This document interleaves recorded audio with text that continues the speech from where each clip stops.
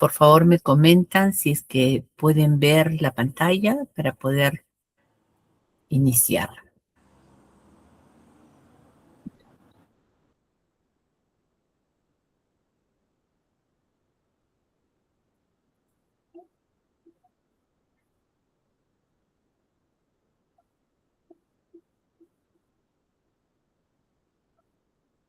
Ok, me comentan si es que se puede ver la pantalla, por favor.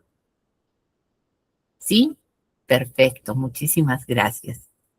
Bien, efectivamente, hoy es nuestra última reunión de este diplomado y para esto quiero comentarles que el día de hoy vamos a trabajar todo lo que se refiere a la transformación digital. Vamos a hablar sobre innovación, transformación digital, inteligencia epidemiológica. Y en este caso vamos a introducirnos básicamente al núcleo conceptual de esta unidad y la convergencia entre los métodos de la salud pública tradicional y el uso estratégico de herramientas tecnológicas modernas que nos van a permitir conocer algunos algoritmos de datos, la digitalización de procesos.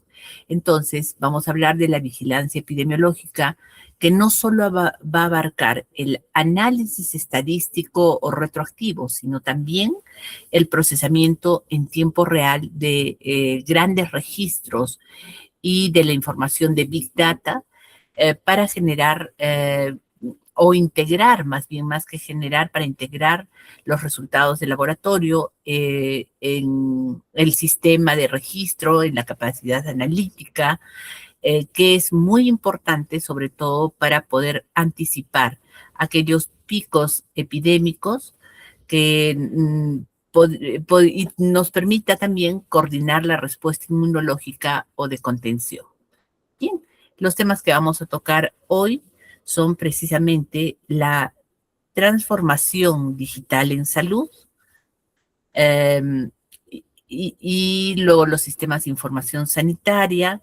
Vamos a hablar de vigilancia epidemiológica digital, inteligencia artificial, aplicada a salud, tableros de controles. Además, vamos a hablar de las tendencias internacionales en vigilancia sanitaria y los retos de la salud pública y moderna. Hablemos con respecto a lo que es transformación digital en salud. ¿Y a qué se refiere? Entonces, cuando nosotros hablamos de lo que es la transformación digital, estamos hablando de que vamos a conectar los tableros de comando, los modelos predictivos de la inteligencia artificial, la georreferenciación, entre otros, donde nosotros lo que queremos es mejorar la calidad y la eficiencia de la atención médica mediante la obtención de la información y también el uso apropiado para poder tomar decisiones. Entonces, subrayamos que la tecnología por sí misma lo que nos va a dar es un medio, o va a ser más bien un medio y no un fin. El fin realmente es la toma de decisiones que va a estar basada en la evidencia, es decir, en la información que se va a procesar para poder elevar la calidad clínica y optimizar recursos preestacionales. Entonces, en la pirámide del conocimiento, datos, información, conocimiento, siempre va a haber la toma de decisiones.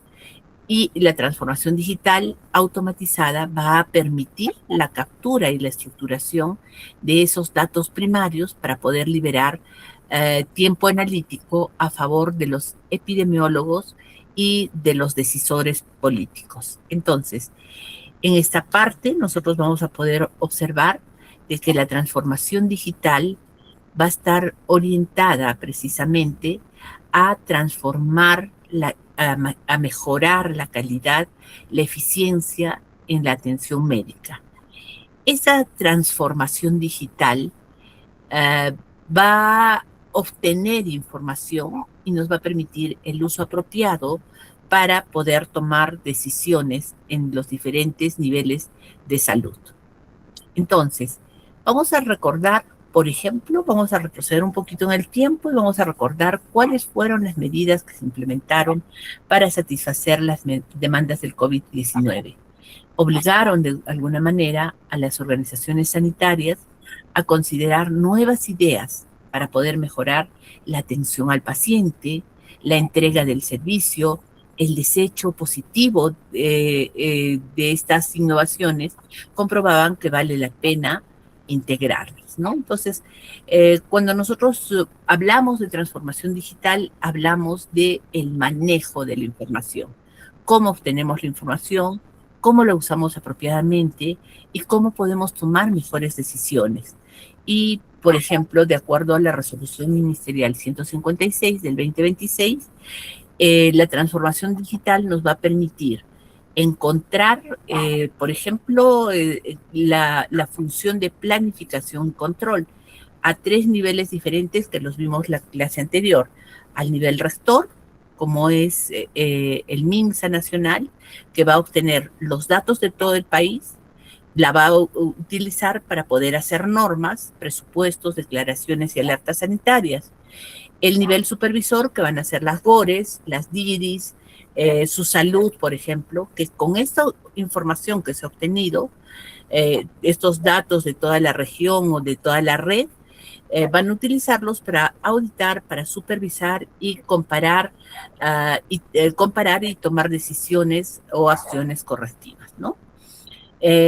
Por ejemplo, ¿qué tenemos entre todos estos? Los tableros de la microred, tenemos los indicadores, que se los voy a ir mostrando más adelante. Y finalmente tenemos el nivel ejecutor, que es la red de salud, por ejemplo, los puestos de salud, que van a obtener información también, es decir, van a obtener los datos de los pacientes de su comunidad y lo que van a hacer es utilizarla para atender hoy, para programar visitas, para no quedarse sin insumos, hacer las solicitudes respectivas. Entonces, si nosotros imagináramos una cadena de valor de transformación digital, diríamos que vamos a conseguir un dato bruto, ¿no? Y este dato bruto va a ser, por ejemplo, el niño o el joven, vamos a decir, Juan, o pongámosle un niño Juan Pérez, de 18 meses de edad, tiene una hemoglobina de 9.5. Esto lo vamos a encontrar en la historia clínica. En la posta, donde yo trabajo, hay un 45% de anemia, por poner un ejemplo. Entonces, la anemia sube porque no hay adherencia de hierro. Por tanto, vamos a tomar una decisión, vamos a hacer llamadas, vamos a hacer visitas domiciliarias y con esta acción esperaríamos bajar ese 40% de anemia a un 35% en un periodo de 3 meses. Entonces, para poder trabajar, este dato que nosotros vamos a obtener en el nivel de puestos de salud, postas de salud, el dato que obtenemos hoy va a ser confiable si registramos mal, pero no va a ser confiable o no nos va a servir si registramos mal. Entonces, si es confiable, vamos a poder accionarlo, es decir, vamos a poder responder. ¿Bien? Entonces, en esta parte vamos a hablar de que transformación digital va a trabajar con una visión. En la era del milenio es una necesidad de vanguardia, un mejoramiento, una visión de nuestro modelo o de nuestra relación con el paciente. Y para esto es importante captar, fidelizar, gestionar relaciones, planes de marketing digital que van a causar una información relevante. Y vamos a trabajar todo lo que se refiere a innovación, a gestión digital, a comunicación digital. Es decir, estamos hablando de que estamos trabajando un esquema donde nosotros vamos a mostrar claramente que lo que queremos es captar que el paciente llegue al establecimiento de salud y se ha captado, por ejemplo, a través de redes de prevención. Fidelizar al paciente a través de recordatorios por WhatsApp, a través de las reuniones que se programan en el CRED, a través de la entrega de hierro para mejorar la anemia, es decir, motivarlo a que vuelva a sus controles. Luego, es importante que gestionemos relaciones, es decir, mantengamos una comunicación fluida entre el paciente y el personal, a través, por ejemplo, de la teleorientación, de los chatbots de dudas, y que le brindemos como respuesta en la etapa de comunicación información relevante, datos que les sirvan para decidir. Y esos los pueden observar o los podemos observar nosotros en un tablero, por ejemplo, de anemia, para saber cuál es el stock de citas, para saber cómo han ido oscilando nuestros indicadores, o de repente hemos disminuido la anemia en porcentaje o hemos incrementado. Y para esto trabajamos todo lo que se refiere a la innovación, más la gestión, más la comunicación digital, que son básicamente los tres pilares de nuevos servicios, de los procesos digitales y de la comunicación en riesgo. Entonces, antes el modelo que se trabajaba en salud era el paciente viene a la posta. Con la transformación digital, el modelo es la posta va al paciente. Y para esto necesitamos, recordemos, datos para saber con qué pacientes y dónde vamos a registrarlos, dónde vamos a visitarlos. Los canales digitales puede ser el WhatsApp, que es el más sencillo, las teleconsultas, SMS para poder llegar, ¿no? Y la innovación es decir, que vamos a hacer el servicio más fácil y más humano, con la idea de captar, fidelizar, como bien lo decimos, captar, fidelizar, gestionar la relación y tomar decisiones, ¿no? En resumen, decimos que la transformación digital ya no es solo tener un sistema, sino también nos permite mejorar la relación con el paciente usando datos de la tecnología. Y para esto vamos a reconocer algunos factores clave o algunos factores importantes de la transformación digital, como son las claves de estrategias versus lo que es la tecnología, los modelos de negocios sostenibles, y cómo hacemos a través de tres puntos importantes: la movilidad, la ubicuidad y el móvil, ¿no? Entonces, trabajamos factores como inteligencia y medicina personalizada previa, datos de salud que se van a trabajar en multipar, y la motivación y socialización divertida. Entonces, en este caso estamos hablando de que estos factores van a destacar aspectos como contraposición entre estrategia versus tecnología, y nos va a permitir la creación de modelos de negocios de gestión que van a ser sostenibles. Y vamos a responder cómo es que vamos a trabajar esto apoyándonos en estos tres puntos importantes que son los pilares. La tecnología sin estrategia, por muy clara que sea, va a fracasar, mientras que la ubicuidad, es decir, el acceso a la información desde cualquier lugar y en cualquier momento a través de los dispositivos móviles, la Big Data, van a permitir que estos sean los motores que nos permitan evolucionar hacia una atención médica a la medida del usuario. Entonces, la movilidad, los smartphones, las tablets, los teléfonos en general, van a permitir que podamos registrar eventos de salud desde el punto de atención. Por ejemplo, una vacunación en una zona rural apartada. Nos van a permitir sincronizar esta información instantáneamente a un repositorio central para la toma de decisiones inmediatas. Entonces, aparece lo que para nosotros va a ser la solución digital. Y esta la vamos a integrar con el cuidado. Entonces, exponemos las soluciones digitales que van a situar al paciente en los servicios de salud, la recopilación, el análisis de datos en tiempo real, que nos van a garantizar un cuidado continuo y además nos van a permitir abordar algunos retos como la gestión, la protección de datos, esquemas de financiamiento, la capacidad de adaptación y cambio y la capacidad de adaptación al cambio, ¿no? ¿Qué es lo que estamos haciendo? Estamos redefiniendo el modelo asistencial tradicional, que era fragmentado y que era reactivo. Y vamos a ir cambiando, vamos a acercarnos a un modelo que va a estar centrado en el paciente, que va a ser continuo, que va a ser preventivo y va a estar basado en el tiempo real. Es decir, vamos a hacer más énfasis en los riesgos éticos y legales de la gestión que de datos sensibles, ¿no? El cuidado continuo va a implicar en todo momento que el seguimiento de un paciente con una enfermedad crónica o infecciosa no termina una vez que sale del establecimiento de salud, sino va a continuar con un monitoreo digital. Es decir, los equipos sanitarios van a prevenir complicaciones antes de que estos se conviertan en emergencias costosas, ¿no? Bien, ¿cómo lo vamos a representar? En esta ilustración vamos a ver que un profesional eh, eh, podría analizar una serie de imágenes médicas, radiografías, escáneres en un dispositivo móvil con una interfaz analítica, ¿verdad?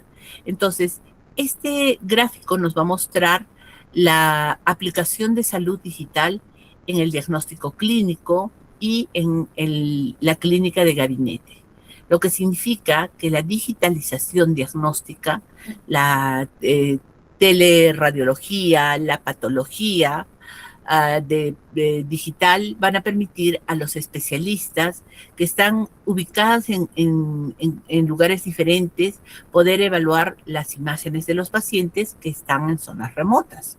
Y esto va a reducir la brecha de equidad y va a resolver la falta de especialistas al interior del país. Bien, entonces hablamos de la salud digital y las soluciones. Básicamente vamos a trabajar con 4 dimensiones. Estas dimensiones van a ser la gobernanza, los datos del proceso, los recursos humanos y la tecnología digital.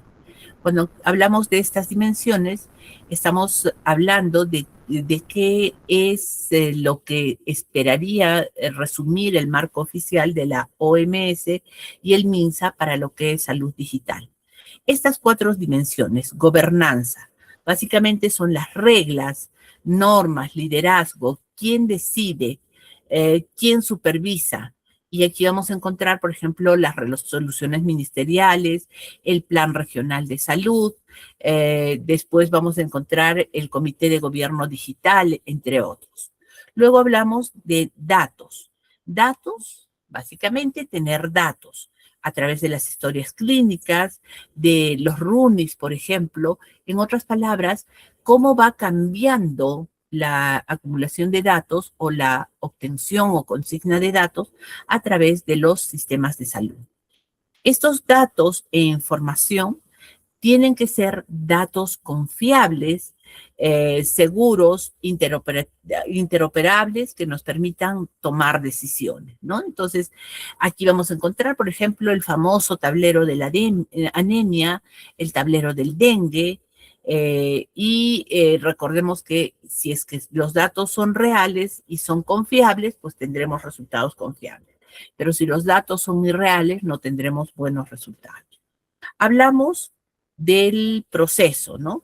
Y en este caso, cuando hablamos del proceso, vamos a hablar de la tecnología digital, vamos a ir de frente a la tecnología digital, donde nosotros vamos a hablar de aquellos aspectos sociales que van a permitir adaptar las tecnologías digitales por parte del sector salud. ¿Y cómo así?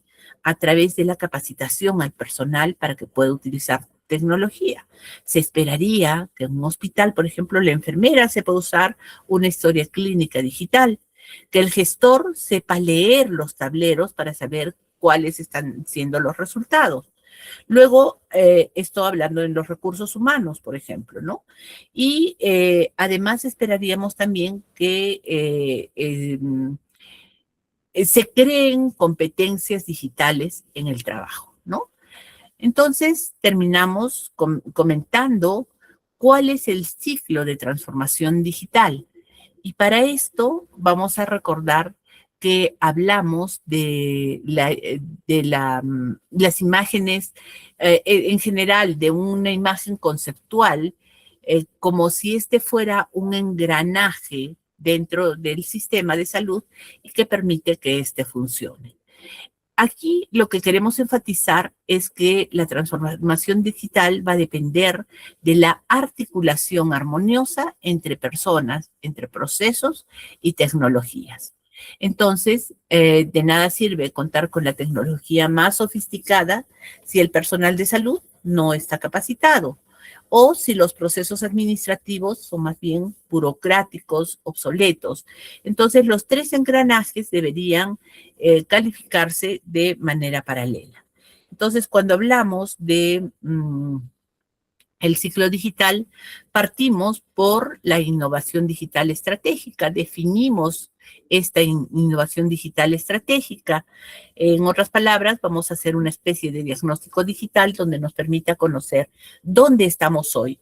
Revisamos la conectividad de los equipos, el porcentaje de historias clínicas que ya están a nivel digital, del conocimiento del personal sobre los procesos, ¿no?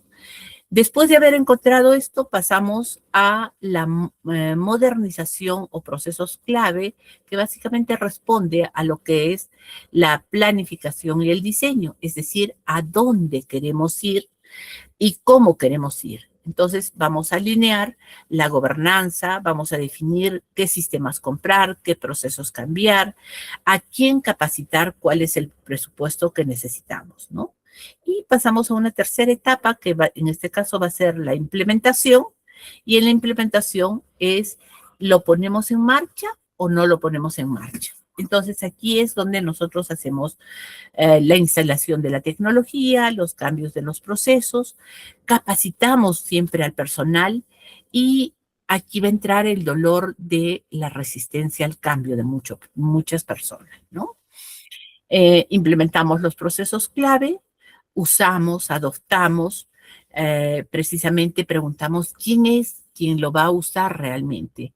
De nada sirve que tengamos un sistema mágico si el personal continúa usando a nivel usuario, a nivel básico, el Excel. Entonces aquí es donde nosotros debemos gestionar el cambio, dar soporte, motivar a nuestros trabajadores, ¿no? Entonces esto nos permite un aprendizaje y un análisis avanzado. Entonces pasamos a la etapa de evaluación y vamos a decir evaluación. ¿Funcionó o no funcionó? Entonces, una vez que sabemos si funcionó, vamos a medir básicamente el impacto, menos tiempo de espera, más adherencias, mejores indicadores, y con estos resultados nos preguntamos ahora qué decisiones debemos tomar. Y pasamos a la mejora continua, es decir, volvemos a diagnosticar. Ahora, las claves de este ciclo es, volvemos a repetir lo anterior, captar, fidelizar, gestionar relaciones y tener información relevante.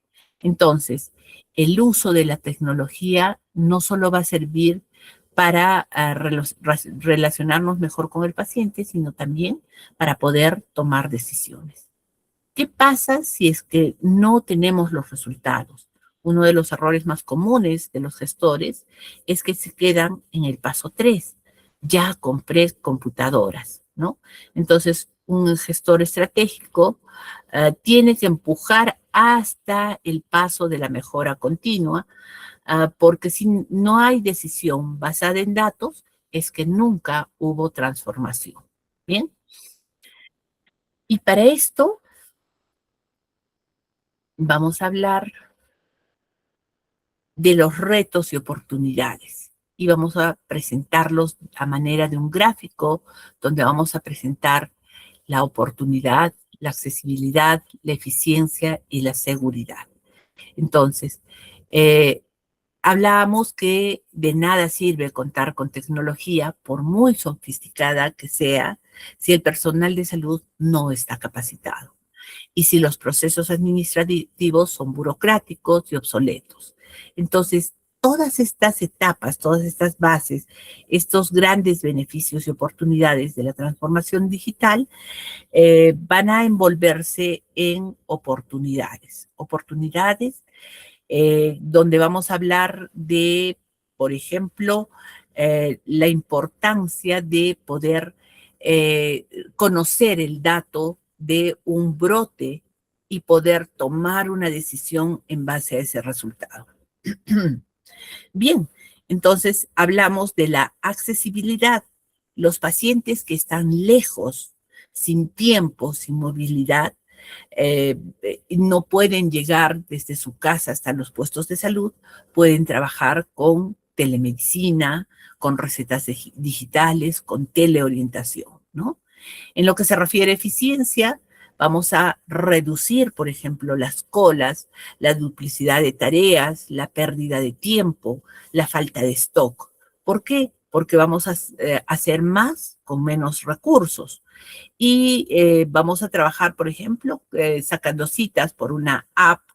Vamos a trabajar un stock de tiempo real, un reporte automático. Entonces vamos a evitar, por ejemplo, que el personal de enfermería deje de llenar cuadernos y pueda atender a 2 pacientes.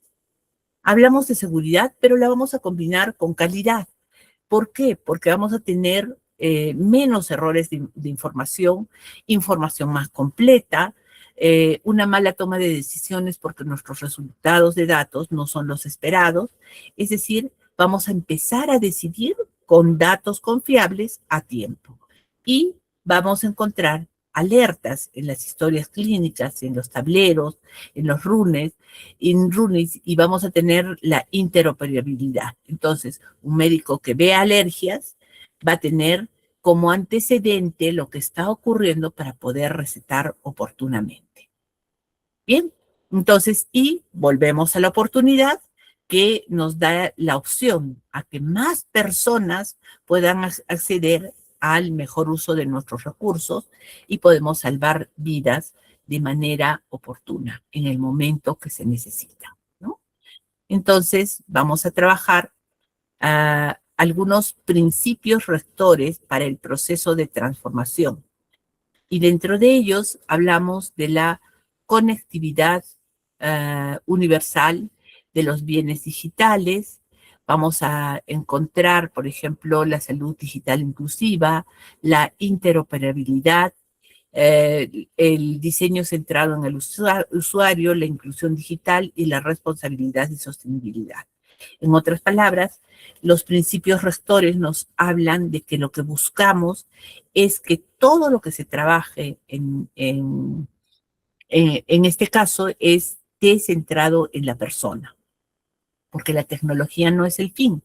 El fin van a ser nuestros pacientes. Por ejemplo, una app va a servir para que la mamá le sea más fácil recordar la cita de su niño. Por otro lado, vamos a hablar de que nos estamos orientando a la equidad y el acceso, es decir, que la digitalización debe cerrar brechas y no abrirlas más. La gobernanza y el liderazgo que nos van a permitir generar normas, generar presupuestos, que el gestor realmente pueda liderar antes de que el proyecto no muera, ¿no? Y hablamos de interoperabilidad también, que todos los sistemas deben hablar. ¿Hablar a través de qué? A través del SIS, a través de salud, del MINSA, de los servicios privados. Entonces, con el DNI de la persona podríamos ver la historia completa y no empezar en cada lugar nuevamente. Hablamos de datos seguros, de calidad, y recordemos que los datos de los pacientes siempre se deben cuidar, ¿no? Buenos datos que nos permitan buena toma de decisiones. La sostenibilidad, que no es comprar equipos y dejarlos en mantenimiento, en soporte, sino tratar de utilizarlos para que realmente ese mantenimiento y ese soporte nos permitan una actualización del software, por ejemplo, ¿no? Entonces, en resumen, la transformación digital va a tener un rostro más humano. Es decir, trabajamos tecnología, procesos y personas, pero siempre pensando en el paciente y en la decisión que tenga que tomar el gestor. Y esto calza directamente con la función de planificación y control que nos comenta la resolución ministerial 156, que dice que debe tener información relevante para tomar decisiones. ¿Bien? Continuamos con la explicación precisamente de lo que es conectividad universal, bienes digitales, salud digital inclusiva, interoperabilidad, diseño centrado en el usuario, inclusión digital y responsabilidad y sostenibilidad. Estamos hablando una vez más de los principios rectores que van a ser parte del proceso de transformación. Entonces, en este caso, lo que estamos viendo es que estos 7 principios o 7 habilitadores de la salud digital nos hablan, por ejemplo, de la conectividad universal, donde todas las postas y hospitales esperaríamos tengan, por ejemplo, un internet estable que permita que podamos abordar los desafíos de las personas, las comunidades, los proveedores de servicios. Hablamos de bienes digitales, es decir, de los softwares, las apps, las historias clínicas, los tableros, que puedan ser de uso público y sean gratuitos. Hablamos de salud digital inclusiva, donde pensamos en que la tecnología llegue a todos, al adulto mayor, a las zonas rurales, es decir, no deja a nadie fuera. La interoperabilidad, que nos va a hablar de los sistemas del CIS, de salud del MINSA, y van a permitir que entre estos sistemas de información hablen, es decir, que conozcamos la historia del paciente de cualquiera de los servicios. El diseño centrado en el usuario se refiere que deberíamos hacer que la app, por ejemplo, sea un sistema pensado en enfermeras, en pacientes, y no solo pensar en el programador. En otras palabras, que sea accesible para poder mejorarlo. Lo que se refiere a inclusión digital, es importante que capacitemos al personal, que capacitemos a la población para que puedan utilizar esta tecnología, para que trabajemos con responsabilidad y sostenibilidad, es decir, cuidando los datos de los pacientes y dando mantenimiento a los equipos, ¿no? Entonces, recordemos que un tablero siempre va a estar sostenido, o una mesa va a estar sostenida en 4 bases. Y en este caso, las 4 bases van a ser gobernanza, datos, procesos y recursos humanos. Estos 7 principios o 7 habilitadores van a ser el piso, la base para que este tablero, esta mesa, no se caiga. Sin conectividad no vamos a tener datos. Sin interoperabilidad, cada uno va a trabajar de manera aislada.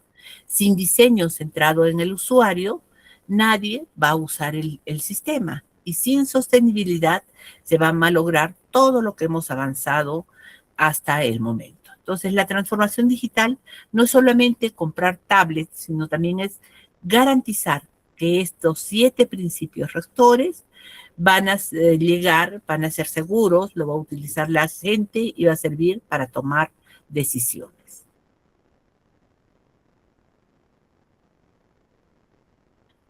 Bien, entonces continuamos con algunas tecnologías digitales que las voy a decir en 2 momentos que se utilizan en el sector salud. Las aplicaciones móviles, Big Data, inteligencia artificial, realidad virtual. Entonces, en este caso, por ejemplo, las aplicaciones móviles son una herramienta que es útil para la promoción del cuidado de la salud, ¿no?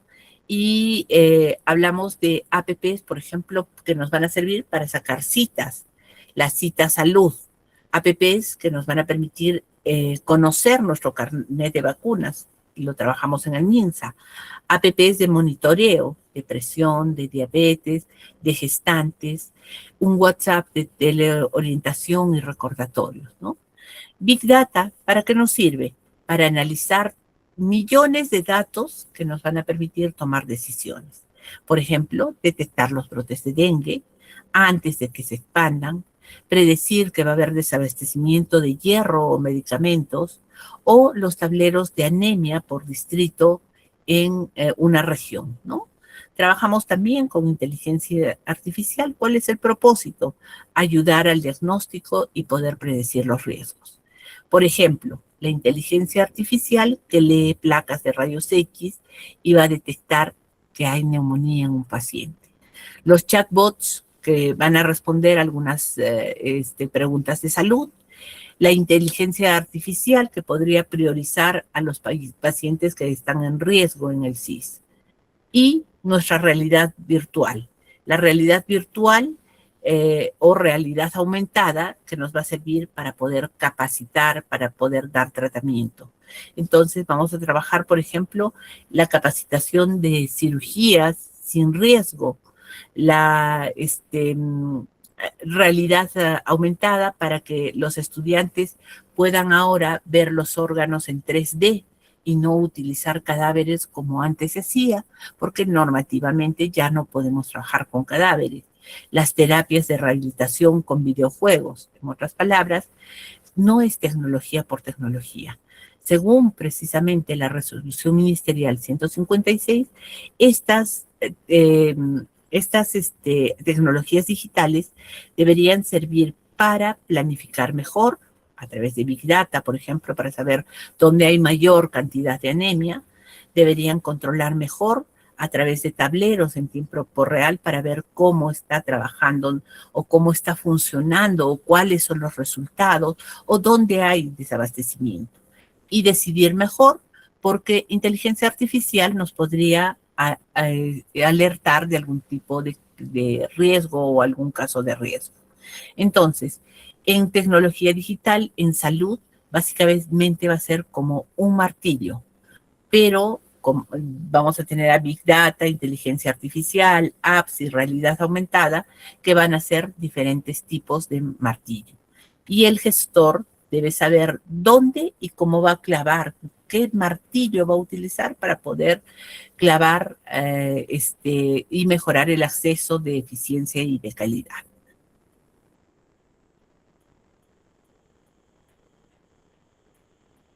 Tenemos también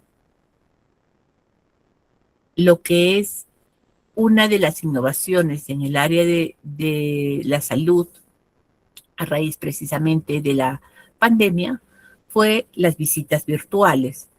Algunos pacientes sienten mucho miedo de exponerse en las consultas médicas, no solo al médico, sino también a otros pacientes y poder tener o adquirir nuevas patologías, ¿no? Esta idea de lo que son las visitas virtuales nació en el COVID, pero se quedó porque funcionó bien. Es una atención no presencial donde el profesional de salud visita al paciente por videollamada o por un WhatsApp, ¿no? ¿Y para qué sirve? Para hacer seguimientos a pacientes crónicos, por ejemplo, diabetes, tuberculosis, que no necesitan ir al hospital solo para el control, ¿no? Para salud mental, por ejemplo, en psicología y consejería sin estigmas que les afecte, por ejemplo, o los deprima ir a una posta. Los CREDS y las gestantes pueden hacer control de niños y seguimiento de gestantes en riesgo en zonas alejadas. Y las adherencias, ver al paciente, por ejemplo, el paciente de tuberculosis, el paciente de anemia, que tomen su refuerzo de hierro, que tomen su medicación en el momento oportuno. Y después del alta, posalta, nos permite revisar, por ejemplo, si la herida quirúrgica está cerrando o tiene algún un problema sin que el paciente se traslade. Y para poder hacer estas visitas o estas visitas virtuales, vamos a tener 3 habilitadores, que son la tecnología, celular, internet, plataforma segura, proceso, un flujo nuevo de espera en cola o agenda de teleconsulta, y recursos humanos, que tengamos personal capacitado de acuerdo a lo que nos solicita la norma o la resolución ministerial 156, que se orienta a la directiva de telesalud, ¿no? Además, vamos a tener algunos beneficios directos y claves para poder digitalizar los servicios de salud. Por ejemplo, vamos a redondearlos en palabras específicas: accesibilidad, eficiencia, calidad. Entonces, reducir los tiempos de espera, ya que el traslado es demasiado tiempo. Entonces, estamos hablando de accesibilidad. Hablamos de brindar turnos de 24 horas desde la web de citas sin necesidad de contratar a alguien para que haga la tarea, ¿no? Entonces, seguimos hablando de accesibilidad.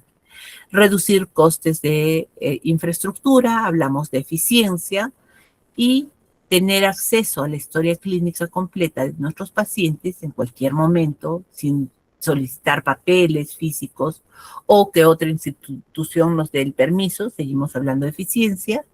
Y estos registros también hablan de calidad, porque registramos todo en la historia clínica y vamos a tener evidencia para nuestro control. ¿Bien?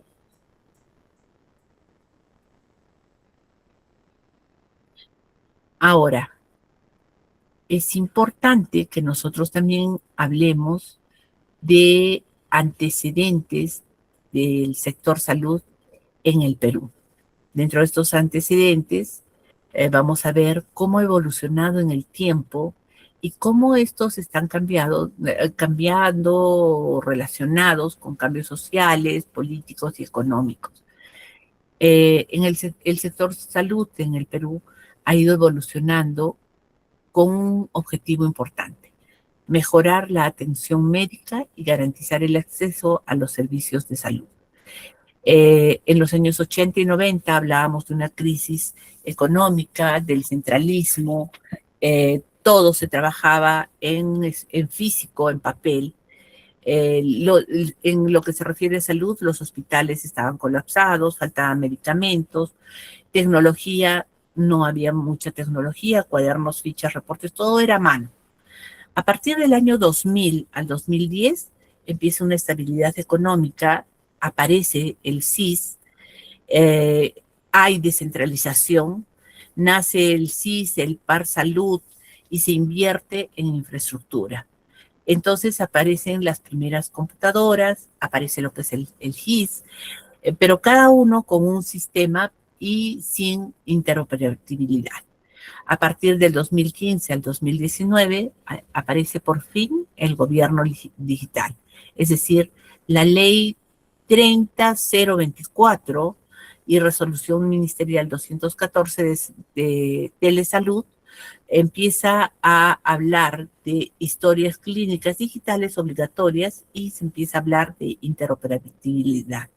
Entonces, hay un avance lento, pero todavía va faltando conectividad y capacitación. Entonces, aparece el 2019 la pandemia, COVID-19.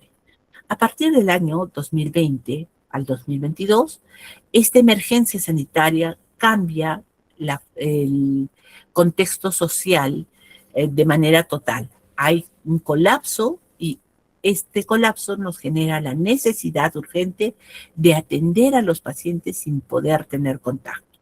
Entonces, hay una explosión de teleconsultas, de visitas virtuales, de vacunación digital, de tableros COVID, la transformación digital. Es decir, aparece como un proyecto y nos permite el poder sobrevivir. A partir del año 23 hasta la actualidad, aparece la resolución ministerial 156 que habla de la gestión estratégica de salud digital como una política del Estado. Entonces, ya no regresamos al papel. Terminó la pandemia, pero no hemos regresado al papel. Se exige decisión, pero basada en datos. Aparece lo que es Big Data, inteligencia artificial, mantenemos las historias clínicas digitales, pero interoperables. Las apps que permiten el reto de poder trabajar de manera más eficiente, donde lo que se busca es sostenibilidad y calidad. Entonces, los cambios sociales, el paciente empieza a utilizar el WhatsApp, todos somos usuarios de WhatsApp, los cambios políticos, la resolución ministerial 156, que nos obliga a gestionar los datos. Hay cambios económicos también, menos presupuesto, pero hay más demanda, lo que significa que tenemos que ser muy eficientes. Por eso la transformación digital ya no es una opción, es imperativa, ¿no? Entonces, la salud en el Perú pasa del papel de las colas a los datos y decisiones. Digamos que gracias a la pandemia hemos acelerado más o menos 10 años de transformación digital en solo 2 años. Dentro de estos antecedentes del sector de salud en el Perú tenemos, por ejemplo, una etapa inicial de salud. Se crean instituciones encargadas de organizar y mejorar la atención sanitaria, la expansión de los servicios de salud, la modernización del sistema de salud y los desafíos recientes. Entonces vamos a trabajar de la siguiente manera. La etapa inicial del sistema de salud empiezan a crear instituciones encargadas de organizar y mejorar la atención sanitaria. Hay expansión de los servicios de salud. Por ejemplo, aparece la creación de hospitales, postas, campañas sanitarias con el objetivo de pasar del caos a tener quien organiza la atención. Entonces, hay modernización del sistema de salud y enfrentamos desafíos recientes. Luego pasamos a la expansión de los servicios de salud, es decir, se crean instituciones que están encargadas de organizar y mejorar la atención sanitaria. El Estado empieza a llevar la salud a más lugares, construyen centros de salud en provincias, programas materno-infantiles, aparece el CIS, con el objetivo de que la salud no solo sea en Lima, sino que llegue a los distritos y zonas rurales. Entonces, se expanden los servicios de salud, se moderniza el sistema, seguimos enfrentando desafíos recientes. Luego, hay esta expansión nos permite la construcción de centros de salud en diferentes sitios, cada vez más alejados, se evita la centralización. Y creo que el avance más importante en esta etapa es la creación del Seguro Integral de Salud, que es el SIS, que permite que aquellas personas con menos recursos accedan a servicios médicos. Entonces, estamos hablando de accesibilidad. Luego, pasamos a la etapa de modernización de la salud. Entonces, en esta etapa empiezan a haber diversas reformas de aseguramiento, de tecnología. Se descentraliza el SIS, se hace universal, las historias clínicas son digitales, aparece la telesalud, la interoperabilidad. Es decir, se deja de gestionar a ciegas y se empieza a tomar decisiones con datos reales. Y por último, aparecen los desafíos recientes. ¿Qué pasa? La pandemia nos hizo ver que había muchas brechas y empieza a reconocer al paciente como un paciente digital. Por ejemplo, cuando aparece la pandemia del COVID-19, en el caso del dengue, la anemia, observamos que, por ejemplo, una de las brechas importantes es que hay escasez de personal que pueda manejar estos aspectos digitales, que sea un internauta nativo, ¿no? Entonces, el objetivo o lo que se buscaba es que seamos más eficientes, más accesibles, que trabajemos con calidad. Y aquí es donde empieza la transformación digital y aparece también la resolución ministerial 156. ¿Cómo conectamos todo esto? Es organizar, expandir, modernizar, transformar y esta transformación va a ser digitalmente. Entonces, si no pasamos organización, expandir y modernizar, pues no va a haber nunca transformación digital. Por eso el gestor actualmente no solo se pide que conozca de equipos, sino también que sepa gobernar, que sepa de dónde adquirir datos, cómo leer datos, cómo entender esta Big Data, los procesos y personas. Entonces, la historia de la salud en el Perú es una historia de cómo pasamos de atender emergencias a planificar con datos. Y hoy el desafío es poder usar la tecnología que sea la base para esta planificación.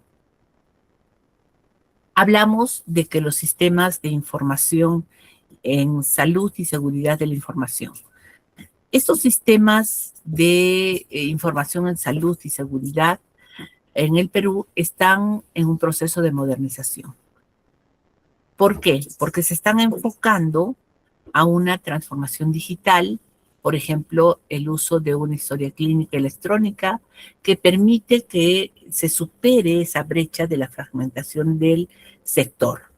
Entonces, eh, los sistemas van a estar, que estaban desactualizados, han pasado de ser un cuaderno Excel o reportes manuales a pasar a una historia clínica interoperable que nos permita conocer los resultados del paciente o de la población oportunamente. Ya no trabajamos con sistemas aislados. El SIS hablaba con el hospital. Antes no hablaba con el hospital ni tampoco con el laboratorio. Actualmente sí.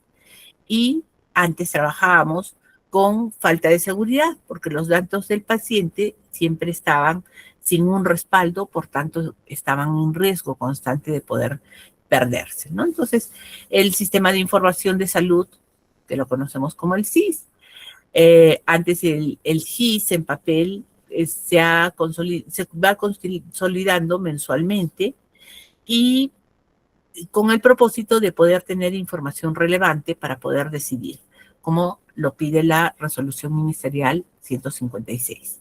Entonces buscamos seguridad en la información, como así, antes cualquier USB podía sacar los datos de los pacientes.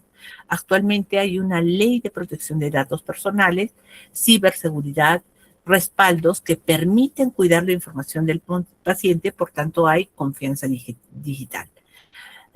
Hemos hablado todo este tiempo de la interoperabilidad, porque antes cada hospital trabajaba su propio sistema. Actualmente todas, MINSE, Salud, CIS, privados, conversan entre ellos, tienen el mismo conocimiento, ¿no? Bien, además, dentro de esta situación actual, hemos observado que los antecedentes del sector salud muestran este proceso de crecimiento, donde hablamos de que antes se trabajaba con segmentación, ahora hablamos de interoperabilidad y nuestra mayor preocupación es el servicio al ciudadano. Además, hablamos de seguridad de la información y gestión del riesgo a través de certificaciones, a través de la protección de datos, a través de la ciberseguridad. ¿Qué queremos decir? Antiguamente, como les he comentado, trabajamos un Excel, todo lo guardábamos en la computadora, pero era prácticamente un equipo que nos permitía gestionar datos. El INS actualizó su sistema de gestión de la seguridad a través de la información y a través de la norma ISO/IEC 27001 que inicia que actualmente está en la 2022, que nos permite asegurar la confidencialidad y los análisis clínicos y ensayos del paciente, lo que significa que trabajamos con seguridad de información, con la gestión del riesgo y trabajamos con la protección de datos. De acuerdo a la ley 29733, debemos cuidar los datos del paciente y no compartirlos sin que haya un consentimiento previo.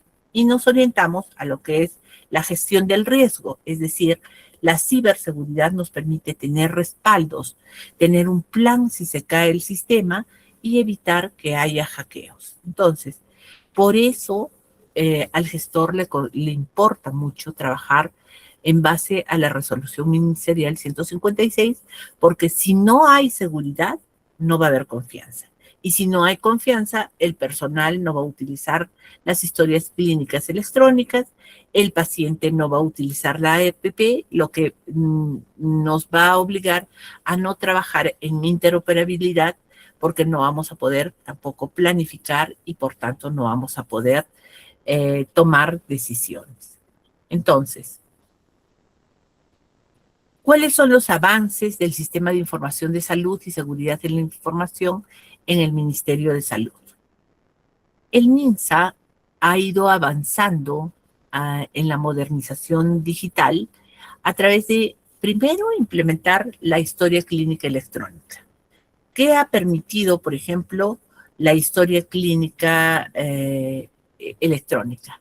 Poder expandir la telemedicina, es decir, que haya una atención de más de 3.4 millones de atenciones entre el 2024 y el 2025. Todavía estamos en proceso de leer al 2026.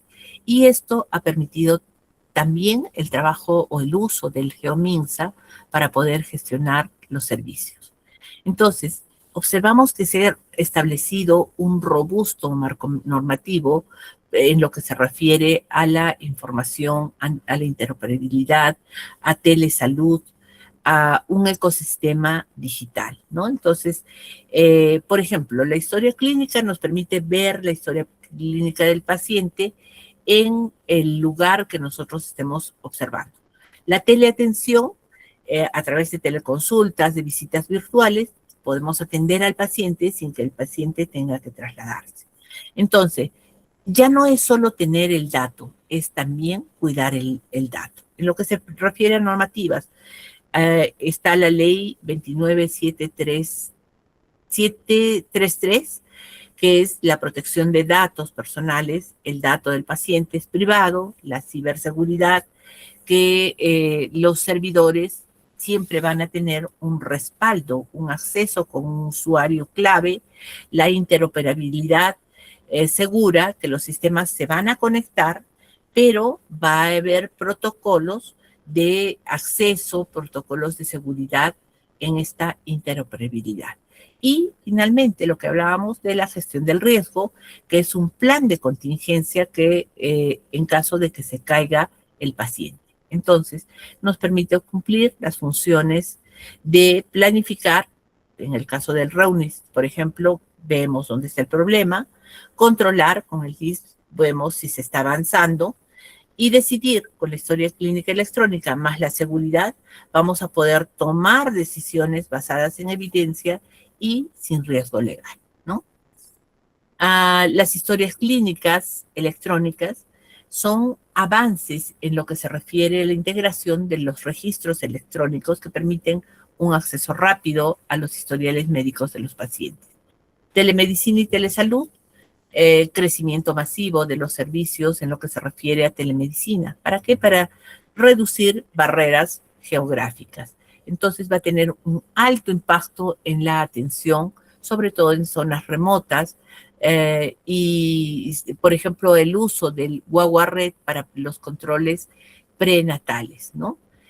El GeoMinsa, que es un sistema de información realmente interesante que va a facilitar el que nosotros podamos ubicar establecimientos de salud y también hacer el mapeo epidemiológico, conocer a dónde están yendo nuestros gestores, ¿no? Por otro lado, las plataformas de cita en línea nos permiten implementar esa implementación en hospitales, institutos nacionales, para poder reducir las colas.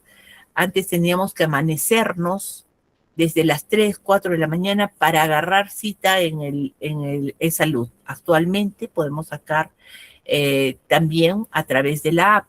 Todavía no funciona como esperaríamos, hay cosas que mejorar y siempre se trabaja con el proceso de mejora continua. Y la preconectación, que es ese evento que está orientado a integrar el sistema de información para el intercambio eficiente y seguro de los datos, ¿no? Entonces, hablamos de la seguridad de la información, que ya hemos comentado al respecto, y el marco normativo. En este caso, es el Ministerio de Salud quien consolida un compendio normativo en el año 2025, donde va a regular la infraestructura, la interoperabilidad, telesalud y de manera crucial la seguridad y privacidad de la información. Entonces empieza a trabajar con lo que es ciberseguridad y protección de datos. Entonces, en este caso, lo que hace es hacer un puente para poder entrar a un marco normativo de la transformación digital en salud, a través, por ejemplo, de la resolución ministerial 156 del 2024 del MINSA, que habla de todo lo que es gestión estratégica de salud. Y en este caso nos obliga a planificar, a controlar, a decidir con datos, es decir, va a ser nuestra guía. La norma 30.024, que nos habla precisamente de la historia clínica electrónica. Esta historia clínica electrónica es obligatoria y nos permite conocer cuáles son los estándares de interoperabilidad. La resolución ministerial 214 del año 2008 nos habla de lo que es telesalud, es decir, va a regular el cómo se hacen las teleconsultas, las visitas virtuales, la teleinterconsulta. La ley 29733, que nos habla de la protección de los datos personales, es decir, cómo cuidar los datos del paciente y brindar la confianza al paciente para que no afecte o no vulnere su integridad, ¿no? El decreto legislativo 1412, que nos habla de un gobierno digital, todo el Estado debe ser digital, ¿no? Salud no va a ser la excepción, por tanto, nos adecuamos. Entonces, vemos que la información ahora tiene respaldo normativo y nos permite trabajar una articulación nacional. Es decir, vamos a tener los sistemas informados a nivel de ministerios de salud, salud, las Fuerzas Armadas, sector privado, de manera que trabajamos un sistema mucho más sólido.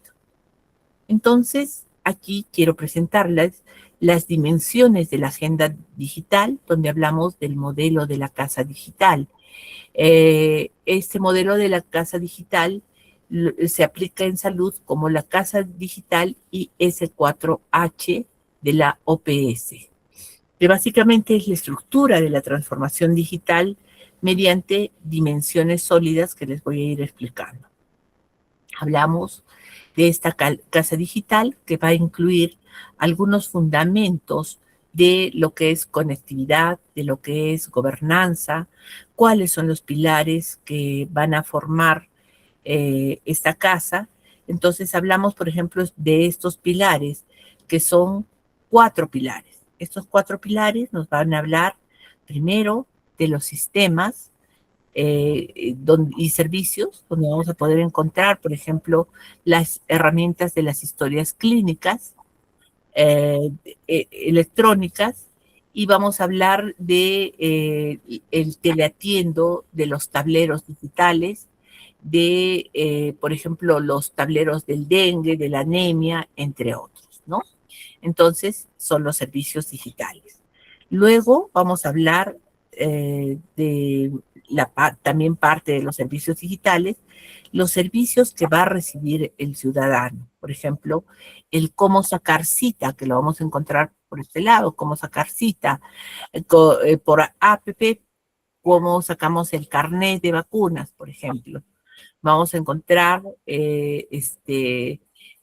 otra parte que es importante, que es la sociedad, ¿no? La sociedad, la persona y cultura, donde vamos a hablar de las personas, pacientes, el personal de salud, eh, a quienes vamos a capacitar en técnicas de, por ejemplo, la historia clínica electrónica, la alfabetización digital. Luego vamos a hablar de una parte que va a hablar de la sostenibilidad, es decir, vamos a hablar de las normas, del mantenimiento, vamos a hablar de la seguridad, el presupuesto para trabajar, dentro de los cuales vamos a encontrar la ley 29733.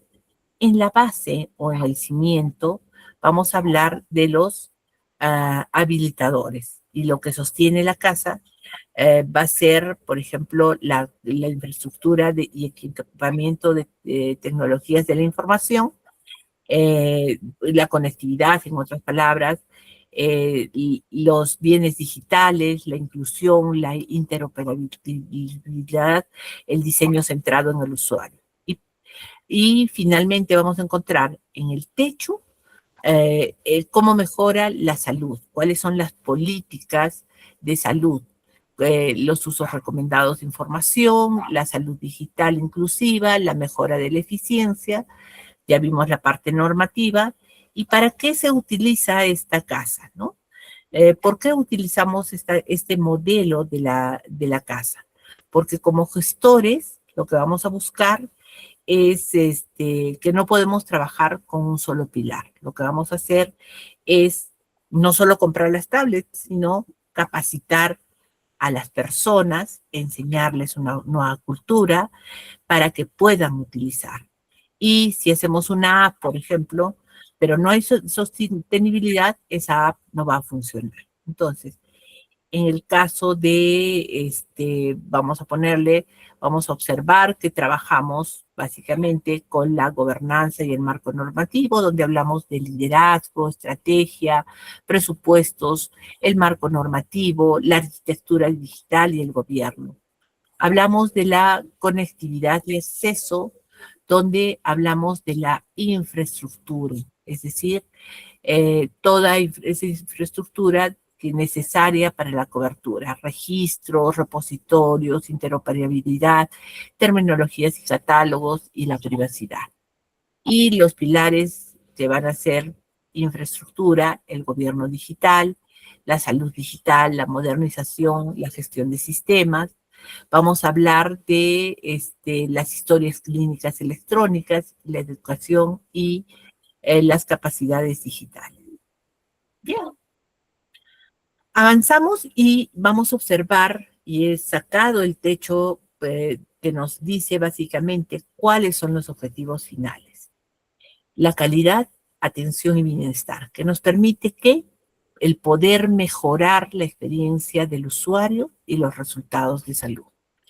Y la toma de decisiones que a través del uso de la información vamos a tener una información oportuna para el análisis. Entonces, la transformación digital eh, ha ido cambiando de manera que también nosotros vamos aprendiendo diferentes disciplinas médicas, va cambiando la forma como trabajamos actualmente y habla de una medicina más personalizada, una medicina que se va a adaptar a diferentes formas, al individuo, a la familia, para poder buscar soluciones en equipo y problemas de salud que existen y existirán en un determinado paciente. Entonces, ¿por qué es necesaria la transformación digital? Empezamos por hablar de los gobiernos, que van a poder adaptar o adoptar tecnologías digitales y colaborar para poder ofrecer servicios digitales beneficiosos que mejoren la vida de los ciudadanos, ¿no? Entonces, ¿y para qué nos sirve esto? Para poder ayudar a los gobiernos, primero, a entender mejor a los ciudadanos y lograr mejores resultados. Proporcionar servicios al paciente de manera más eficaz y eficiente, encontrar nuevas soluciones a los desafíos políticos y desarrollar nuevos modelos de prestación de servicios. Además, esto nos permite reorientar en toda organización a un modelo eficaz, pero de la relación digital, con cada punto de contacto de la experiencia del ciudadano. Y cuando hablamos de transformación digital, el objetivo es promover una transformación a nivel de todos los sectores del gobierno, sectores económicos, de ciudadanía y academia.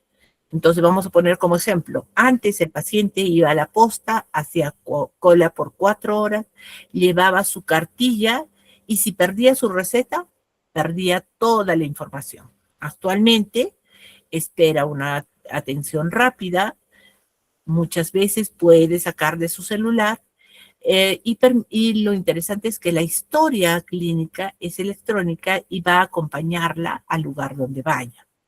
Entonces, el ciudadano se convierte en un ser digital eh, y va a poder dejarse atender. Ahora, para el gestor, antes nosotros tomamos como gestores, decidían con datos de 3 meses atrás y tentábamos a la suerte para saber si nos parecía o no nos parecía que ha incrementado o ha disminuido el porcentaje, por ejemplo, de anemia.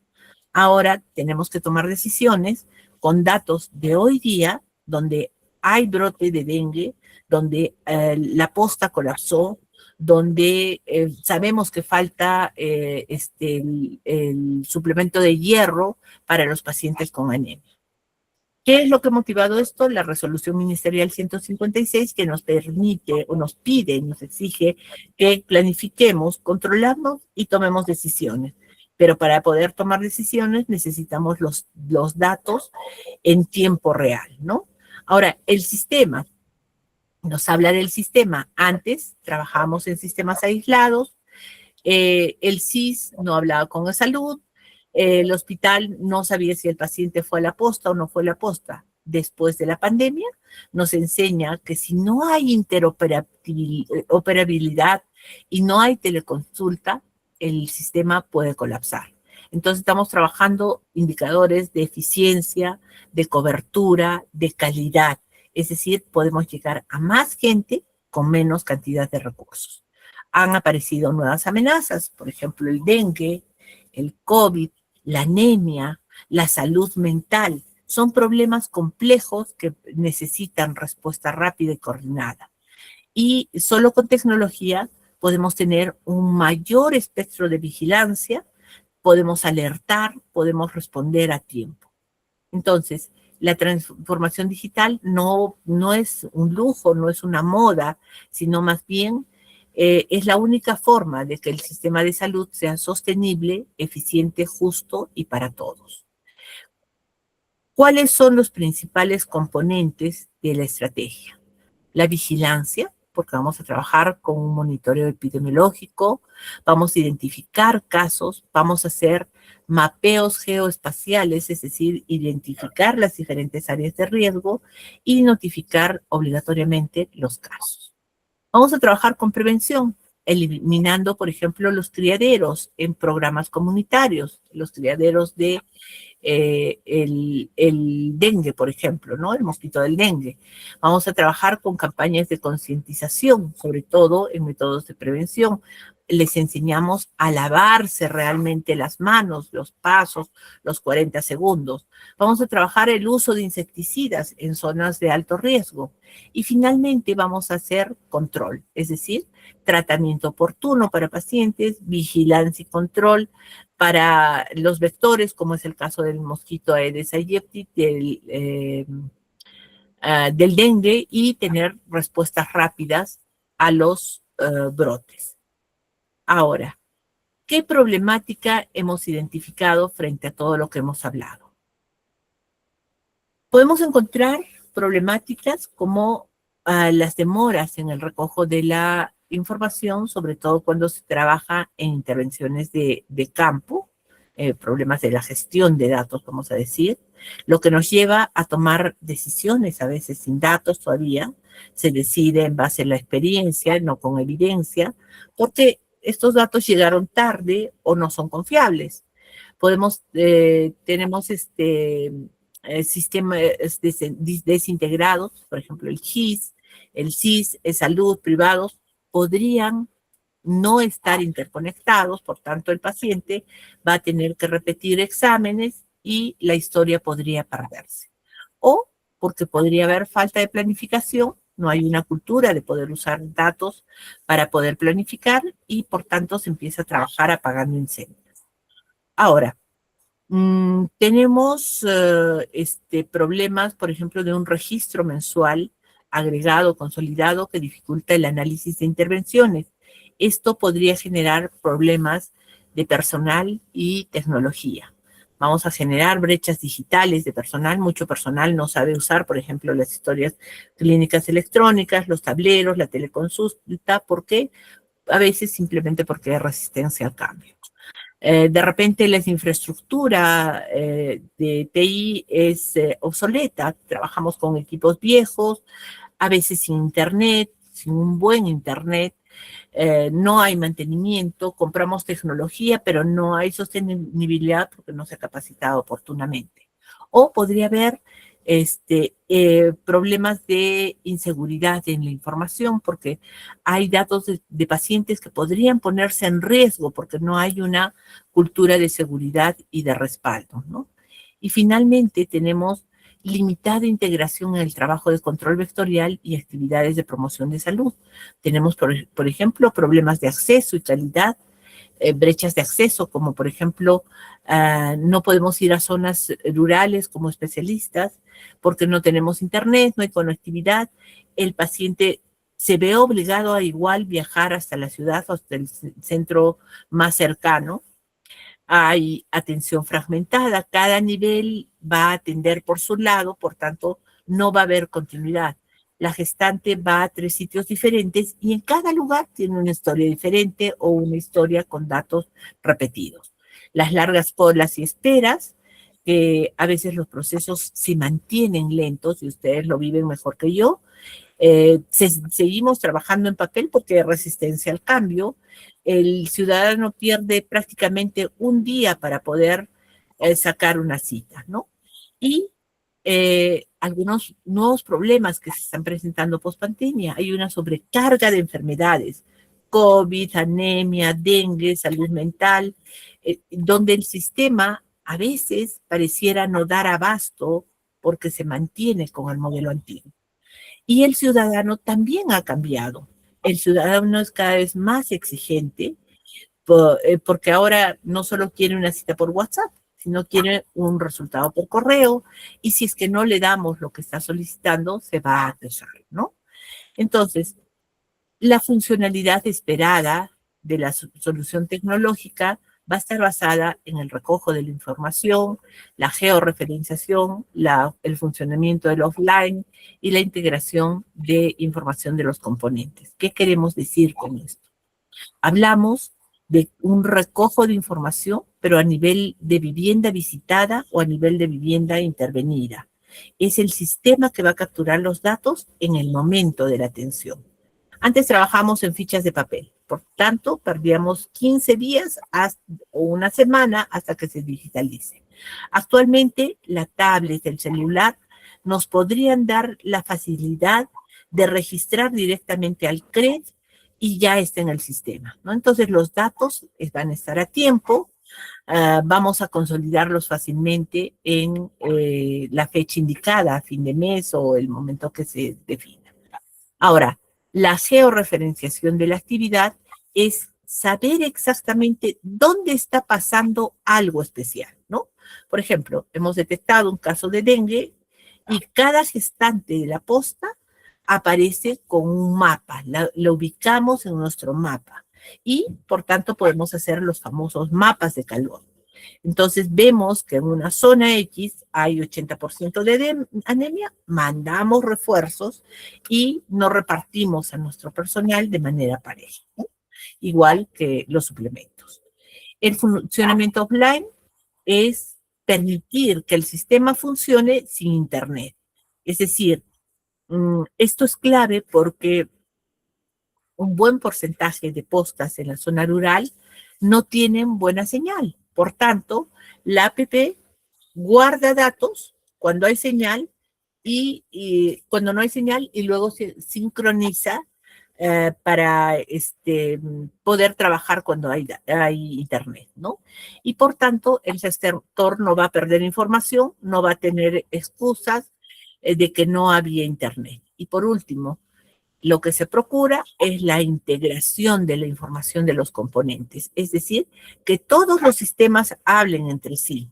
Por ejemplo, una historia clínica electrónica, más el SIS, más el laboratorio, más farmacia, más el GIS deberían estar conectados. Entonces, con el número del DNI podríamos observar o ver cómo fue la atención, a qué pruebas de laboratorio se tiene, si se recogió el hierro, si tiene cita, si hubo una atención integral. Entonces, ¿por qué estas son obligatorias? Porque no podemos planificar, controlar ni decidir si no tenemos datos, si no sabemos dónde es, si perdemos los datos en el campo o si tenemos islas de información, ¿no?